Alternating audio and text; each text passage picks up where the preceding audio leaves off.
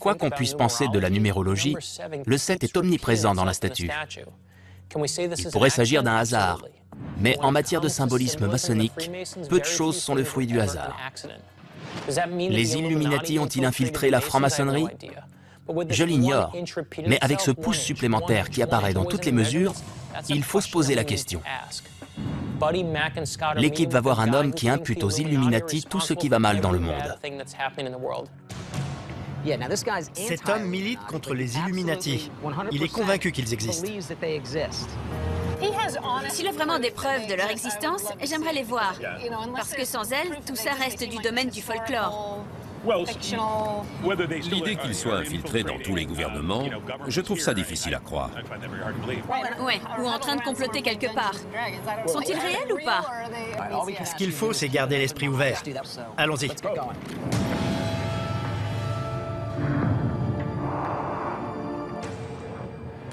La Statue de la Liberté est un symbole Illuminati. Et quand vous découvrirez ce qu'elle signifie, vous ne la verrez plus jamais de la même façon.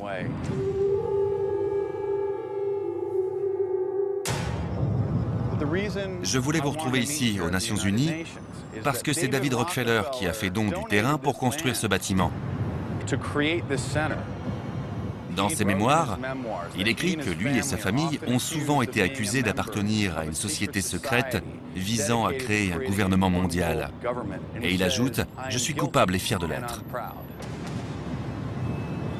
L'ONU est l'œuvre d'une société secrète. Donc tout cela est en train de se produire ici, en ce moment même. Oui. C'est sûr. Les Illuminati ne sont pas seulement une société religieuse secrète. Des hommes très puissants sont membres de cette organisation et tirent les ficelles dans les coulisses.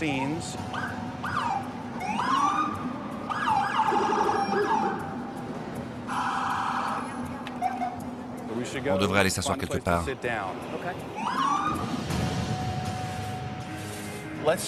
Voyons ce que d'autres gens en pensent, de grands personnages historiques.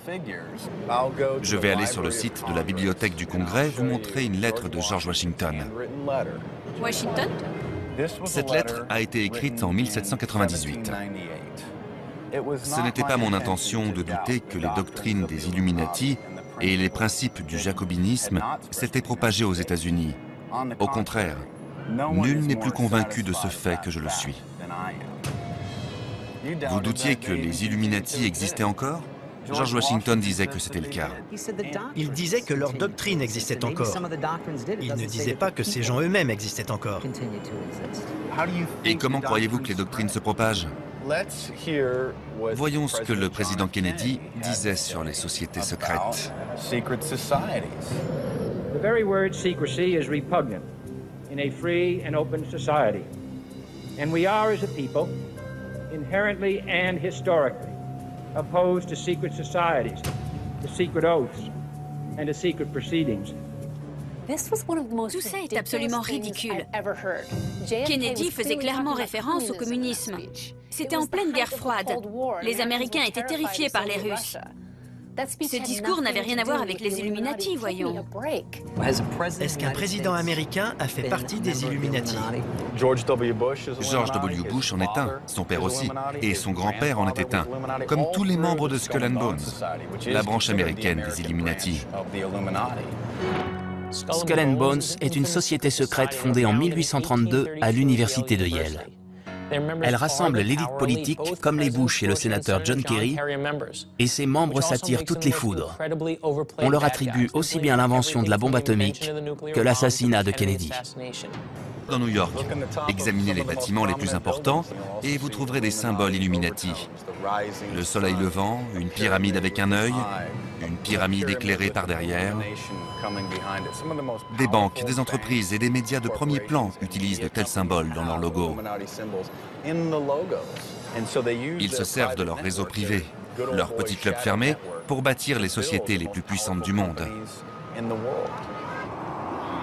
Les Illuminati ont érigé beaucoup de grands monuments. Le Rockefeller Center, la cathédrale Saint-Jean-le-Divin,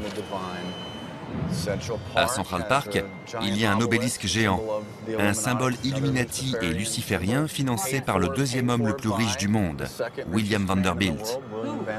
William Vanderbilt était un Illuminati. Oui.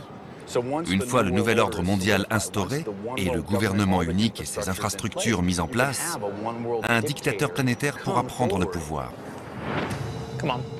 Je ne crois pas à ce complot ourdi par un petit groupe pour contrôler le monde depuis 1792.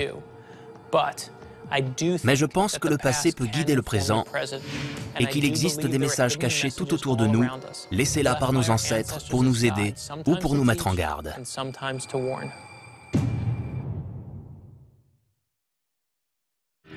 Examinons les faits. Il est indéniable que des francs-maçons ont construit la Statue de la Liberté et que le chiffre 7 revient un peu partout. Reste à savoir si ces hommes faisaient aussi partie des Illuminati, une secte occulte aux intentions malveillantes. Beaucoup de gens, dont moi, la statue n'a rien à voir avec la religion et tout à voir avec la liberté. Pour d'autres, elle est une menace pour la morale et les valeurs religieuses. L'équipe va tâcher d'en savoir plus. Regardez ça. Ce n'est pas si effrayant que ça. Ça ressemble au Washington Monument. Aiguille de Cléopâtre, 1600 avant Jésus-Christ. C'est extraordinaire. Ceux qui l'ont gravée vivaient avant Jésus-Christ. Elle a été placée ici par les francs-maçons, les Illuminati. Stan Montis? Oui. Comment allez-vous? On voudrait comprendre si ces symboles représentent quelque chose de malfaisant et ce qu'ils signifient. Si vous survoliez cet endroit en hélicoptère, vous verriez un point à l'intérieur d'un cercle. Ce symbole de l'œil a une signification occulte précise. On le trouve au verso du billet $1 et on l'utilisait comme l'emblème du savoir. C'est l'œil des horreurs, l'œil de Lucifer. La statue représente Lucifer? Non, la statue de la liberté est une déesse païenne. Que fait-elle dans le port de New York? C'est un cadeau du peuple français. Elle incarne la destruction de l'ordre ancien et l'établissement de l'ordre nouveau. Il voulait non seulement détruire la structure du gouvernement, mais aussi la structure de la religion. Nous avons une déesse païenne dressée là, dans l'estuaire. Elle pourrait représenter Sémiramis, la prostituée de Babylone. Je suis très inquiet pour l'avenir de cette ville. Je crois à la Bible. Je pense que Babylone va être détruite et que New York est une Babylone des temps modernes. Vous pensez que New York est une Babylone moderne et qu'elle va être détruite? Oui, c'est ce que dit la Bible. Et je crois que la Bible a raison. Il dit que la statue représente une prostituée. Comparer New York à Babylone, d'accord, mais dire que la statue de la liberté est la prostituée de Babylone... Merci. Merci beaucoup. Tout le monde nous dit la même chose. En science, une opinion n'est pas une preuve. Ces symboles, le dieu soleil, Lucifer, il y a d'autres endroits où les chercher. Allons-y et on verra bien. D'accord. On y va. Dépêchez-vous. Cela paraît fou, mais certains pensent réellement que David Rockefeller était un Illuminati. Nous devons vérifier ça. Rockefeller Plaza. L'esplanade construite par Rockefeller. Oui. Regardez, c'est Prométhée, là. Il tient une torche dans la main droite, comme la statue de la liberté. Mark Dice nous a dit que c'était une des représentations de Lucifer qu'on trouverait sur Rockefeller Plaza. Oui. Et ces drapeaux, ça vous rappelle quoi? Ah, c'est... L'ONU. Oui. Le nouvel ordre mondial. Des drapeaux de l'ONU partout et juste au milieu, Prométhée, Lucifer. En plein milieu. Ce qui est intéressant, c'est que Rockefeller, l'homme qui aurait avoué être membre d'une société secrète et aspiré à un nouvel ordre mondial, est un endroit comme celui-ci qui porte son nom, avec Prométhée en plein milieu, entouré de drapeaux comme ceux de l'ONU. Jusqu'ici, ça correspond à ce que disait Mark Dice. Le feu est un symbole illuminatif, mais à force de chercher, on finit par le voir partout, de la statue de la liberté à la statue de Prométhée.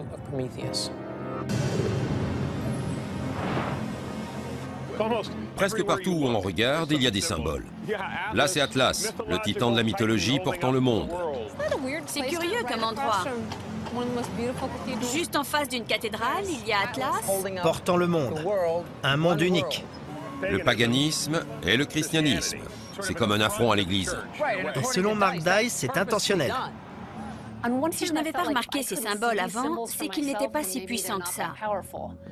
D'un autre côté, ils ne m'étaient peut-être pas destinés à moi, mais aux membres de ce petit groupe. Ça m'a fait froid dans le dos.